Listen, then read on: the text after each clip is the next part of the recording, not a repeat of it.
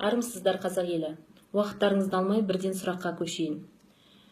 Мектеп оқулықтарының ішкі мазмұнына емес, оқушыларды толықтай оқулықпен қамтамасыз етуге байланысты сұрақ Ғылым және білім министрі Сағадиев Ерлан Кенжеғалиұлына жолданады. Құрметті министр Ерлан Кенжеғалиұлы, сізге нақты екі сұрақ қойғым келеді. Бірінші сұрақ. Биыл алғаш мектеп табалдырығын аттаған бірінші сыныптарға неліктен оқулықтар таратылмады? Сұрақтың себебі, әрине, сауат ашу, ағылшын, математика, тағы да басқа пәндерден оқулықтар таратылды. Бұл оқулықтар 2016 жылы жаңартылған оқу бағдарламасы енгізілгелі бері пайдаланылып келеді. Бірақ бұлар өкінішке орай биылғы бірінші сыныптарға толығымен жарамайды. Себебі, кез келген бетін ашып қарасақ, кітаптың тапсырма берілген, тапсырманы жазатын орындар берілген.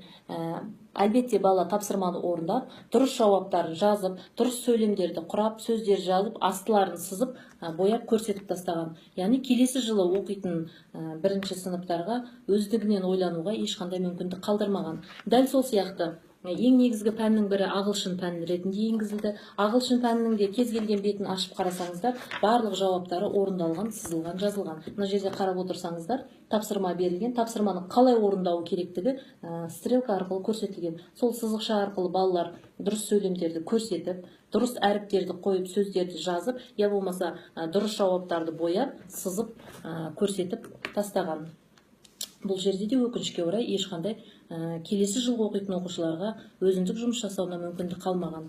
Дәл сол сияқты ең негізгі пәндердің бірі математика. Математиканы оқыту арқылы баланың ойлау жүйесін қалыптастырамыз, дамытамыз дейміз, бірақ өкінішке орай биылғы бірінші сыныптарға олай болмай тұр. Себебі, кестеге қарап, мысалдарды құрастыр дейді. Осы кестеге қарап, қалай мысал құрастырылатын бірінші көрсетіліпті. Одан кейін бұл жауаптар жазылатын орындардың барлығы беріліпті. Осыған балалар жауаптарын жазып, кез келген есептің дұрыс жауаптарын, дұрыс нұсқасын көрсетіп, жазып, сызып, бояп тастаған. Яғни бұл кітаптардың барлығы алдыңғы жылғы оқып кеткен бірінші сынып оқушыларын жазуға, сызуға, бояуға арналған, орысша айтқанда черновигі. Бұлар бірінші сыныптарға жарамайды. Сұрақтың негізі неліктен жаңа оқулықтар таратылмады? Рахмет. Келесі екінші сұрақ. Жаңартылған оқу бағдарламасы енгізілгелі бері неліктен мектеп оқулықтары бизнеске айналып кетті? Бұлай дейтін себебіміз, кез келген пәннің дәл осыған ұқсас жұмыс дәптері болады. Бірақ ондай жұмыс дәптерлері мектептен таратылмағандықтан әр ата-ана, әр пәннен комплект дейміз, 10 мың теңге мен 15 мың теңге аралығында ақша шығарып, баласына сатып алуы керек оқыту үшін. Жағдайы бар отбасы сатып алады, жағдайы жоқ ата-аналар балаларын жай ғана дәптермен жібереді. Енді бір сыныпта екі оқушыда жұмыс дәптері бар, екі оқушыда жұмыс дәптері жоқ. Міне осыдан келіп, ата-ана мен ата-ананың арасында, оқушы мен оқушының арасында алауыздық туындайды. Және көптеген жағдайы жоқ отбасылар бұндай жұмыс дәптерлерін сатып алуға жағдайларын келмей отыр, жағдайлары.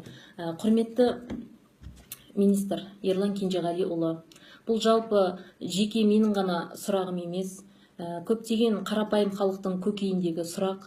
Сондықтан осы халықтың үндеуіне құлақ асып, осы мәселелерді оң шешімін табады деп сізге біз үлкен үміт артамыз. Зейін қойып тыңдағандарыңызға рахмет.